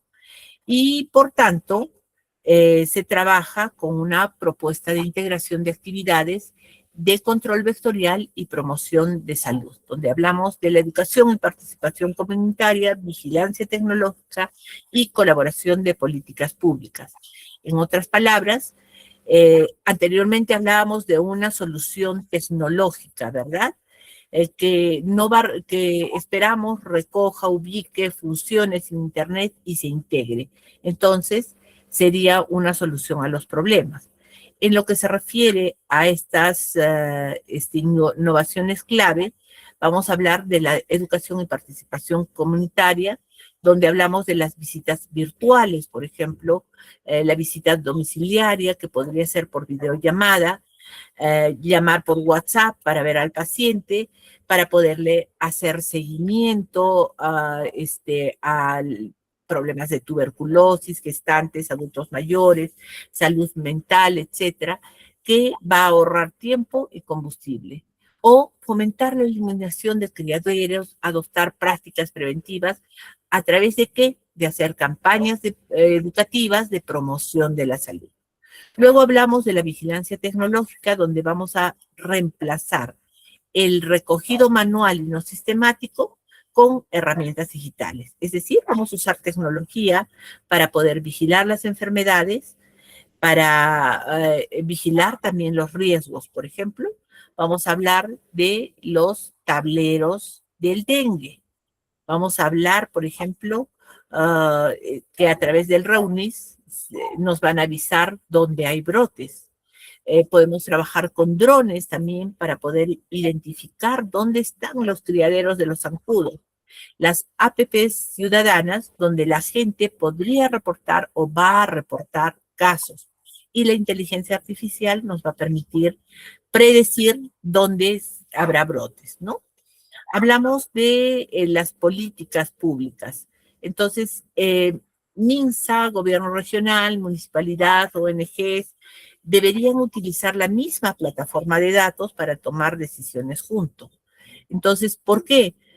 Porque nos va a permitir una mejor funcionalidad en la APP del agente comunitario, va a recoger datos, el drone va a ubicar los criaderos del mapa, el offline o la visita virtual va a grabar y va a subir cuando haya señal, y la integración nos va a permitir que todo va a terminar en un mismo tablero para el gestor, ¿no? Entonces, eh, cuando hablábamos de educación, lo que queremos evitar es lo que antiguamente se utilizaba como el perifoneo, utilizar redes, ¿no? Entonces, vamos a trabajar con otro tipo de campañas más modernas, más atractivas, por ejemplo, por TikTok, por WhatsApp, donde hablemos de la prevención. Los chatbots que nos responden algunas dudas, por ejemplo, de la anemia, ¿no? Y las famosas comunidades digitales, que son agentes comunitarios que van a reportar a través de la APP. Bien, hablamos de la integración de actividades de control vectorial y la promoción de salud, donde vamos a identificar viviendas positivas, cerradas, renuentes, a través del uso de dispositivos móviles, la plataforma que va a poner a disposición la información a través del portal de administración, y la promoción de salud que va a realizar intervenciones en viviendas identificadas para su recuperación. Hablamos de esta integración cuando hablamos de identificación, es decir, localizar las viviendas en zonas prioritarias donde no ha habido control vectorial, y vamos a utilizar, por ejemplo, cuáles son las viviendas positivas, cuáles son las cerradas, las renuentes, y para eso utilizamos, por ejemplo, dispositivos móviles, ¿no? Conectamos lo anterior. La intervención, el registro de viviendas, que va a estar seguido de actividades educativas, la detección de posibles criaderos, la evaluación e intercambio de información, la documentación y evaluación de resultados para ajustar estrategias y mejorar el proceso. Entonces, estamos hablando de promoción de salud, que nos permite las intervenciones de viviendas y identificación para su recuperación, ¿no? Más o menos esta es la idea. Hacemos un control vectorial, se generan los usuarios, se asignan las viviendas y se trabajan las actividades de promoción. Entonces, En conclusión, podríamos decir que estamos hablando de una integración efectiva, donde la solución tecnológica va a estar compuesta por aplicativos móviles, plataformas centralizadas, gestión de actividades. La gestión completa nos permite una plataforma centralizada que permite gestionar de manera efectiva la generación de usuarios, el monitoreo de actividades, de actores sociales, de inspectores, y el proceso en marcha nos habla de la implementación de esta solución tecnológica que está en curso, que promete mejorar la supervisión y coordinación de actividades de control vectorial y promoción de salud. Para esto trabajamos con tableros de control e indicadores, que son que un tablero de control e indicadores o un dashboard es esta herramienta visual. Esta herramienta visual que nos va a mostrar los datos más importantes de un negocio o un proyecto, pero en tiempo real. ¿Cuál es su propósito? Básicamente, el tablero de control va a ser como el auto, como un gestor, donde en la pantalla vamos a ver colores, ¿no? Por ejemplo, podemos encontrar en rojo, los resultados en rojo, que significa que no está funcionando adecuadamente, que estamos mal. Vamos a encontrar, como aquí, por ejemplo, ¿no? Podemos encontrar en color verde, que nos van a permitir conocer que vamos bien, en amarillo, que estamos en alerta, por ejemplo, ¿no? Entonces, sin necesidad de que abramos 10 páginas de Excel. Entonces, en este caso, ¿qué debería contener? Debería contener indicadores o KPIs, donde vamos a reconocer cuáles son los datos clave que estamos midiendo. Por ejemplo, vamos a hablar de un porcentaje de gestantes con anemia por distrito, ¿bien? Vamos a hablar de gráficos, que observamos gráficos, dibujos simples como barras, pies, que nos permite ver los cambios de manera rápida, nos permite controlar. Vamos a ver filtros, opciones para ver las fechas, por ejemplo, en qué fechas estamos trabajando, las zonas o grupos específicos, y alertas, avisos sin un número. Si un número baja o sube demasiado, pues van a aparecer estas alertas de colores que nos van a avisar que debemos tomar acciones. En otras palabras, vamos a encontrar la planificación a través del indicador, vamos a controlar dónde es que vamos a reportar a tiempo, vamos a tomar decisiones donde hay casos o donde hay, de acuerdo al mapa de calor que hagamos, y cómo es que pensamos operar, cuál es nuestro porcentaje de disponibilidad. Entonces, ¿cómo funciona? Nos va a permitir el recojo de información, nos va a permitir la georreferenciación, nos va a permitir trabajar offline porque los datos se van a guardar, y finalmente va a permitir una integración a través del cruce con el CIS, la farmacia, laboratorios, visitas, ¿no? Entonces, hay diferentes tipos de tableros, operativos, estratégicos y analíticos, y cuando nosotros queremos crear uno, ya hemos dicho, lo que hacemos es definir la meta, elegir los indicadores, reunir los datos, diseñar la visita y actualizar y revisar. ¿Qué está pasando con salud actualmente? ¿Cuáles son las tendencias? Básicamente, estas tendencias son temas y acciones que los líderes en salud deben considerar y van a vincular el bienestar físico y social. Entonces, eh, vamos a tener 5 tendencias importantes. Dentro de estas, sabemos que el mundo ha cambiado. Después de la pandemia se ha activado de manera importante algunas tendencias, y las tendencias siempre van a estar orientadas a un enfoque de investigación avanzada, vacunas, prevención, atención social y salud ambiental, para poder, que se han ido desplazando de alguna manera para poder abordar la crisis actual.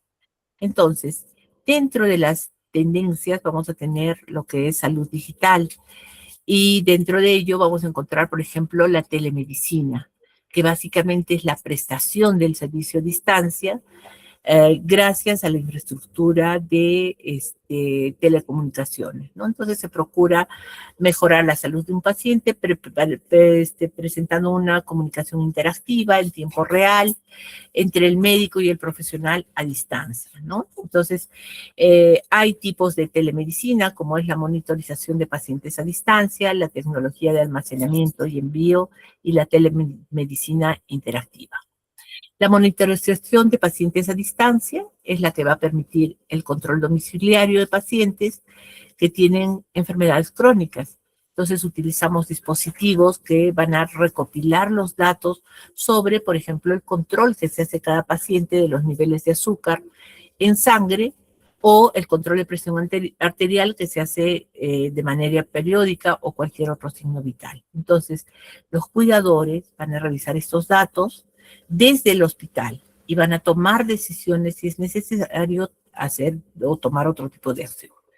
Las tecnologías de almacenamiento y envío, donde se van a almacenar datos clínicos, se van a enviar a otros centros médicos, por ejemplo, la obtención de imágenes de rayos X y enviarlas en el momento a un centro especializado para su respectiva interpretación. Y por último tenemos la telemedicina interactiva. En este tipo de telemedicina, los médicos y pacientes se comunican en tiempo real. Hay una videoconferencia en la que el paciente puede realizar desde su casa o desde un centro de salud próximo. Entonces, esto tiene algunos beneficios. Por ejemplo, en salud va a permitir que se disminuya el aislamiento de la práctica de salud rural. En el desarrollo se van a reducir las brechas existentes dependiendo de la zona donde esté geográficamente ubicado. Luego, el acceso va a disminuir la necesidad de traslados, costos de transporte y tiempos de espera. Y en lo que se refiere a educación, la telemedicina va a estar a la vanguardia en tutoría, en educación a distancia, ¿no? Actualmente, salud tiene algunos retos y desafíos que los vamos a centrar en capacitación, adaptación, integración y sincronización y monitoreo y evaluación. Dentro de esto podemos decir que en lo que se refiere a estos retos clave que tiene el sector salud hoy para poder lograr la transformación digital, en lo que se refiere a capacitación tenemos una brecha digital del personal. El médico muchas veces sabe de medicina, pero no sabe usar una historia clínica electrónica. La técnica tiene miedo a utilizar la tablet. Entonces, es importante poder capacitar al personal a utilizar nuevos aplicativos móviles y plataformas centralizadas para poder evitar la resistencia al cambio, ¿no? Y la adaptación tecnológica que podrían ser barreras significativas. En lo que se refiere a la integración, aquí estoy olvidando, es importante para nosotros cambiar la cultura de procesos, es decir, dejar lo antiguo y pasar a lo que ahora es digital. En lo que se refiere a la integración y a la sincronización, lo que se procura es que los sistemas hablen entre sí y no se pierda la información. Por tanto, GIS, SIS, farmacia, laboratorios deberían estar conectados y deberían funcionar tanto online como offline. Offline que pueda sincronizarse cuando, cuando la señal regrese, ¿no? Y cuando hablamos de monitoreo y evaluación, básicamente es poder medir si la tecnología realmente sirve. Vamos a hablar aquí de los tableros de control, si bajó la anemia, se atendió más rápido, se ahorró recursos, si hay menos brotes de dengue. Entonces, este es un ciclo en el que si falla uno de estos, retos y desafíos, se va a caer el todo. Entonces, sin capacitación, nadie va a usar el sistema. Sin adaptación, van a usar el sistema, pero van a seguir, por si acaso, anotando en papel o en un Excel diferente. Sin integración, cada uno va a tener su información y no va a haber un dato compartido. Sin monitoreo, o perdón, sí, sin monitoreo, vamos a comprar tecnología, pero no vamos a saber si realmente nos sirvió para que mejore la salud. Entonces, eh, vamos a decir que es importante capacitar, adaptar, integrar, sincronizar, medir, y a esto lo vamos a llamar gestionar la transformación digital. En este caso, hay un tema que es muy importante. Nos orientamos a la atención humanizada en salud. ¿Y qué es? Se habla de que humanizar es básicamente un asunto ético que tiene que ver con los valores, que tiene que ver cómo se conducen o cómo conducen nuestra conducta en el ámbito de salud. Es poner a la persona en el centro y no al sistema o no a la computadora, no al indicador. En otras palabras, es tratar al paciente como una persona con respeto, con empatía y con dignidad. Entonces, el error muchas veces cuando se trabaja las tecnologías digitales es que cambiamos nuestra forma de pensar y pensamos en digital, que es muy frío. Entonces, sin humanización vamos a tener una pantalla que va a estar entre el médico y el paciente. Y nos ha ocurrido alguna vez cuando hemos ido a una atención médica. Pero si es con humanización y más tecnología digital, el médico va a mirar a los ojos, va a registrar después en la tablet o en la pantalla. Hablemos de un chatbot que responde de manera automática, pero el chatbot más la opción de hablar con la persona va a hacer una gran diferencia.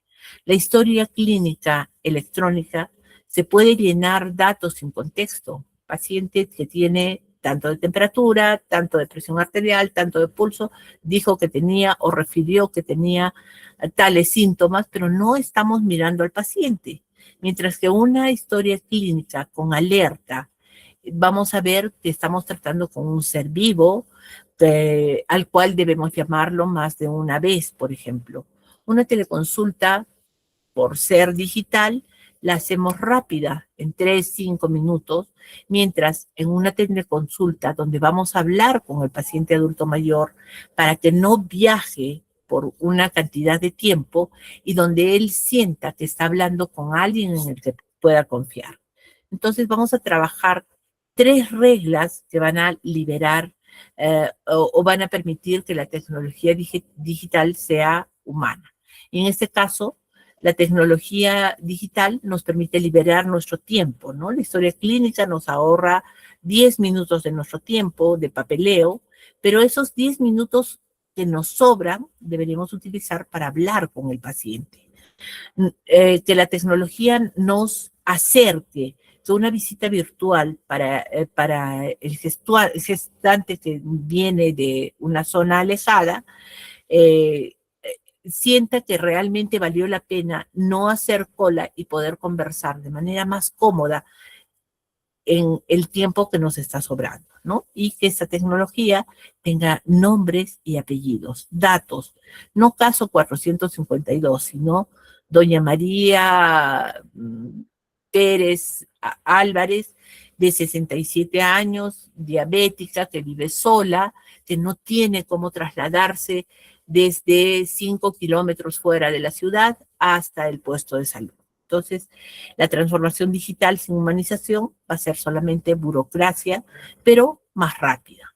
Para esto existen algunos beneficios que tiene la humanización de salud. Por ejemplo, la reducción de la ansiedad de los pacientes. ¿Qué es lo que vamos a lograr? Que el paciente se sienta escuchado, se sienta con más confianza. La minimización del estrés de la persona, mejora de herencia. Si se siente con más confianza, si lo tratamos por su nombre, si lo escuchamos, si se siente respetado, se va a sentir con menos estrés, con menos ansiedad. Y va a haber aceleración en lo que es la recuperación. Va a haber reducción del uso de medicamentos. Además que va a funcionar para nosotros porque vamos a tener mejores indicadores, va a mejorar la productividad, por ejemplo, vamos a ahorrar recursos y vamos a mejorar la reputación, ¿no? La posta siempre se va a llenar porque se trata bien al paciente, ¿no? Ahora, con el apoyo de la tecnología vamos a ahorrar tiempo también, recursos. Nos va a permitir que nos dé el contexto, el sistema avisa del paciente, por ejemplo, con violencia para que sea tratado con cuidado. Nos va a acercar a la teleconsulta para que no se gaste el pasaje, ¿no?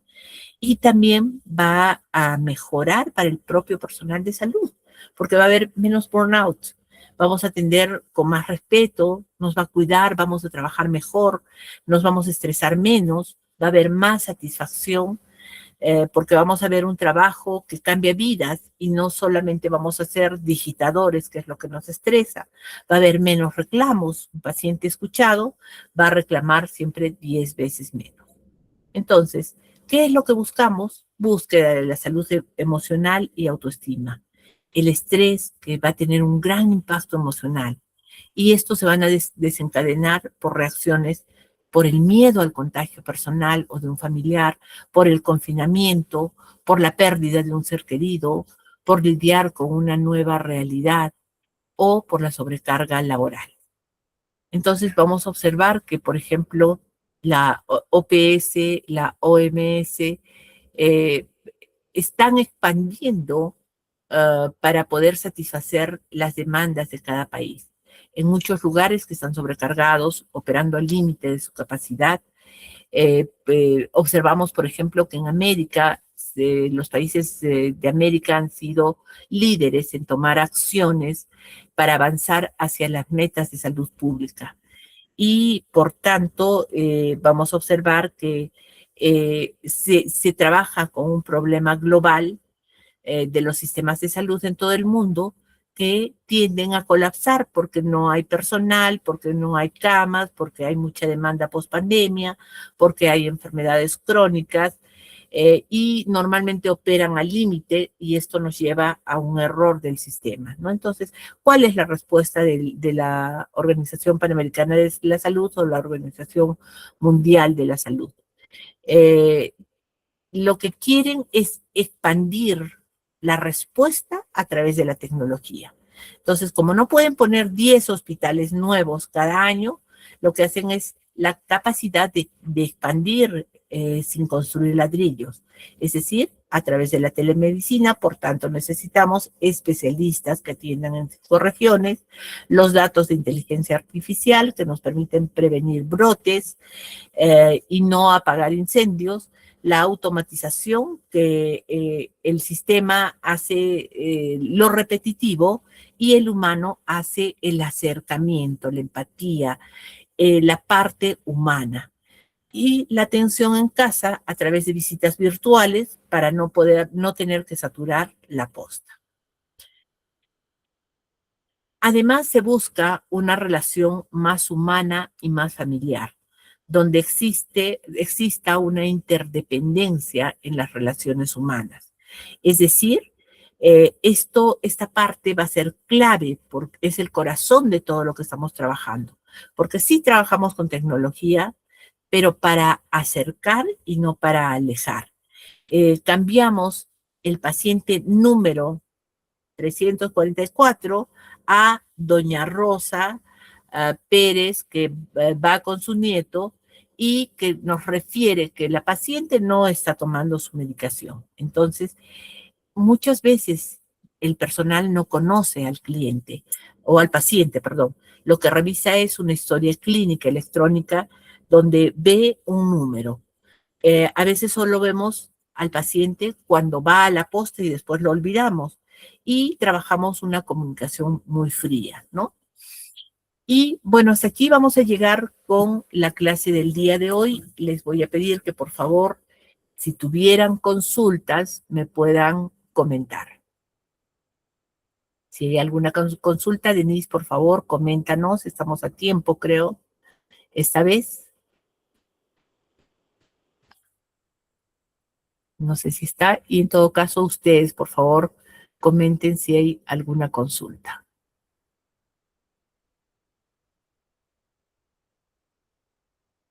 Voy a dejar de compartir porque quiero enviar algo. Estoy con ustedes, ¿verdad? Bien. Permítanme un momento, por favor. Denise, no sé si estás con nosotros. O en todo caso, cuéntenme, por favor, si tienen alguna consulta, alguna experiencia que nos quieran comentar, que ahora se hace muy importante. Sí, licenciada, disculpe, no se escuchaba mi audio. Bien, ya Sí, damos sí. por finalizado este último módulo. No hay tiempo en realidad para la ronda de preguntas, ya que el día de hoy es su evaluación final. Entonces, es por ello que ya vamos a pasar a esa parte. ¿Sí? Muchas gracias, licenciada. Con usted Gracias. será hasta otra oportunidad. Hasta otra oportunidad. Un gusto conocerlos y compartir estos momentos con ustedes. Hasta pronto. Bien, muchas gracias. Estimados alumnos profesionales, muchas gracias. Bueno, por acompañarnos durante este proceso. Ahorita vamos a ingresar al aula virtual. Voy a compartir mi pantalla un momento, por favor, para poder explicarles un poquito más el cómo deberían, bueno, descargar su certificado y después yo les voy a explicar más acerca del examen. Sí, por favor, un momento. Está cargando mi pantalla, ¿ok? Mientras tanto, pueden ir dejando sus dudas, sus consultas aquí en el chat para poder yo responderles de manera ordenada luego de mi explicación. ¿Les parece? Bien, ya está. Vamos a ingresar. Listo. A ver, por favor, ¿me confirman si es que logran visualizar mi pantalla? ¿Podrían reaccionar? Sí. Muchas gracias, Rosa. Excelente. Entonces entendería que sí se puede ver. Listo, listo. Vamos a empezar. Bien, para algunos que quizás han ingresado luego de la primera explicación que se dio al inicio del programa, lo que están visualizando en pantalla es el acceso a aula virtual. Como ustedes ya tienen entendido, todas las clases, las 5, han sido de acceso completamente gratuito. Sin embargo, para poder acceder a esta aula virtual es necesario realizar una inversión. En este caso, el monto promocional es de 89,90. Este valor incluye el certificado, por supuesto, y el acceso completo al aula virtual por un año. Bien, una vez ustedes hecho su inversión, nos están enviando por interno por WhatsApp y nosotros le brindamos el acceso, su usuario y su contraseña para que puedan acceder de la misma forma en la que están viendo ahora en sus pantallas. Sí, vamos a darle iniciar sesión, está cargando. Bien, lo que están visualizando ahora es su aula virtual completa. Ahora, por favor, les pido mucha atención en este punto, el cómo van a descargar su certificado, porque es desde el aula virtual desde donde van a descargar su certificado. Se van aquí a cursos inscritos, ¿de acuerdo? Y simplemente le van a dar clic, en este caso, al diploma en el cual ustedes están llevando.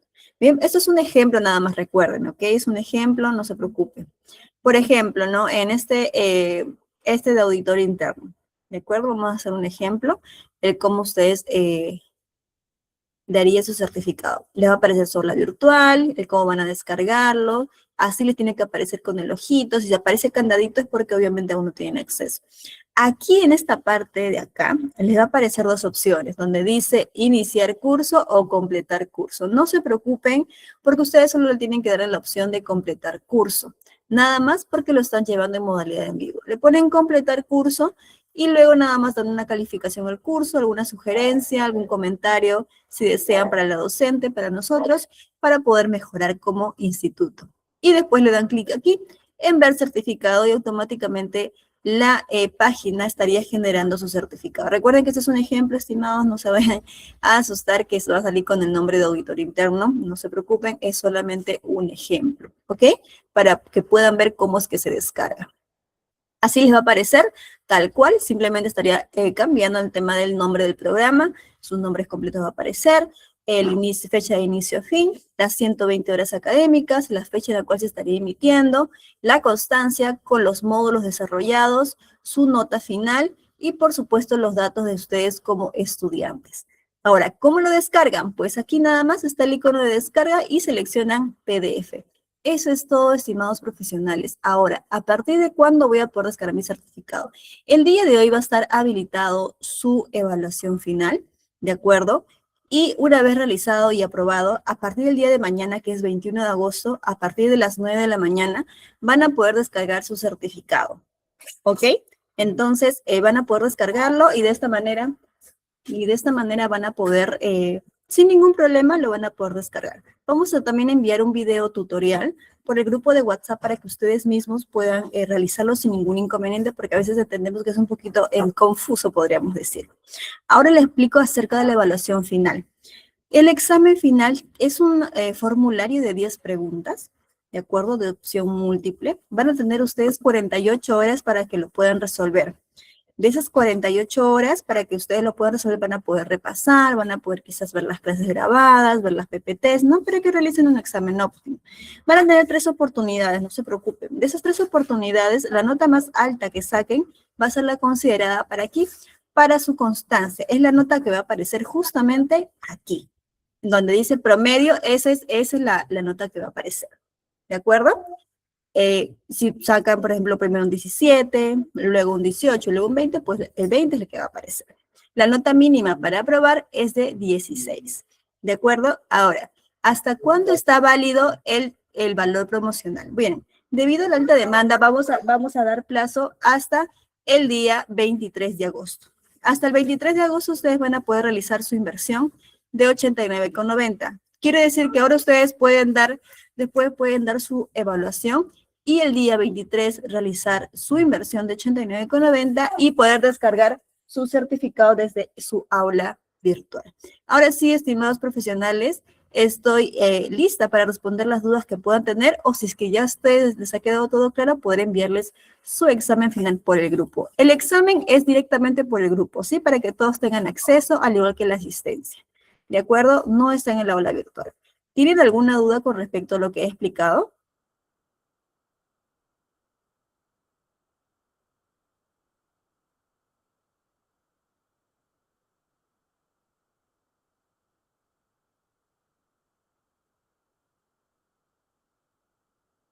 ¿Alguien tiene alguna consulta? Por favor, no se queden con la duda. En todo caso, para poder iniciar con el proceso de evaluación.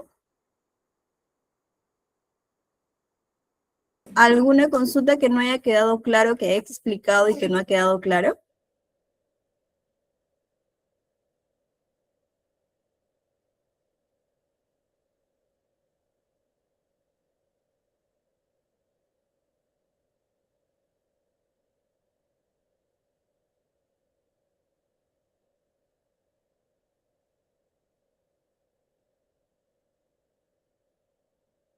Bien, estimados profesionales, creo que quedó todo claro. En todo caso, voy a enviar en estos momentos el examen final por el grupo. Sí, también la asistencia. Recuerden, por favor, marcar su última asistencia porque es un punto clave también para su certificación. A ver, dice los pasos para que se active el ojo en las clases. Ah, ya, tienes que tener acceso al aula virtual, Jesús. Tienes que realizar tu inversión. Si no tienes el acceso, mejor dicho, si no has realizado tu pago, solamente vas a poder visualizar las grabaciones, las PPTs, los ebooks, el material extra, los documentos, información, plantillas. Todo ello es exclusivo para los alumnos que tienen acceso completo al aula virtual. ¿De acuerdo? El examen, repito, Iván, el examen va a ser compartido por el grupo de WhatsApp, ¿sí? No está en el aula virtual porque el examen, repito, también es apto para todos. Todos van a poder brindarlo y hasta el 23 de agosto, o sea, tienen 3 días para que ustedes puedan realizar su inversión y poder acceder a su certificación. Listo. Jesús, si ya está tu inversión, lo has realizado recién ahora, recién vas a pasar a ser matriculado. Entonces, por favor, les pido un poquito de paciencia porque estamos yendo en orden.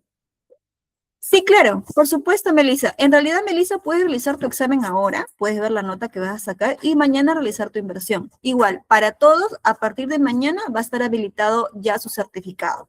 Obviamente, primero tienen que realizar su examen y aprobar y después le va a aparecer su certificado en su aula virtual. Vamos a enviar un video tutorial, no se preocupen, el cómo descargarlo si quizás no se les ha quedado claro por el grupo para que todos lo tengan claro, ¿sí? No se preocupen.